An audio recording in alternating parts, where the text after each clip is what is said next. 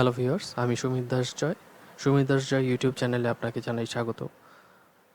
আজকের ভিডিওতে দেখাবো কিভাবে আপনার উইন্ডোজ পিসি বা ল্যাপটপের আপনি আপনার যে ডিফল্ট সফটওয়্যারগুলো আছে কিভাবে আপনি আপডেট করে নেবেন মাইক্রোসফট স্টোর থেকে। এই আপডেটের কারণে অনেক সময় কিন্তু পিসি হ্যাং বা ল্যাগ দেখা দেয়।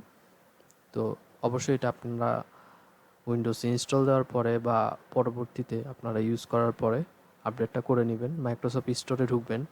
এটা কোথায় পাওয়া যাবে? এখানে এই যে দেখেন নিচের দিকে যে ট্রেটা এখানে পিন করা থাকে। আবার অনেক সময় যে স্টার্টের মধ্যে ঢুকলে এখানে দেখবেন যে অনেকগুলা প্রোগ্রাম একদম নিচের দিকে এখানেও কিন্তু পাবেন এর মধ্যে মাইক্রোসফট স্টোর। এটার মধ্যে ঢোকার পরে দেখবেন বাম পাশে লাইব্রেরির উপরে ডাউনলোডস নামে একটা আইকন দেখা যাচ্ছে। এটার মধ্যে ক্লিক করবেন।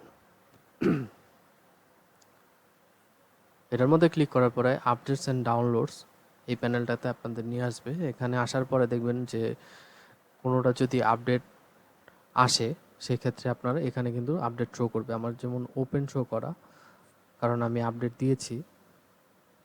যদি আপনার কোনোটা আপডেট দরকার হয় সেক্ষেত্রে কিন্তু এখানে আপডেট লেখা থাকবে।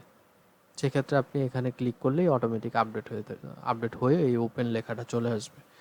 আর তারপরও যদি অনেক সময় এখানে যদি শো না করে, যদি কোনো আপডেট থাকে কনফার্ম হওয়ার জন্য, সেক্ষেত্রে আপনারা চেক ফর আপডেটসে ক্লিক করবেন।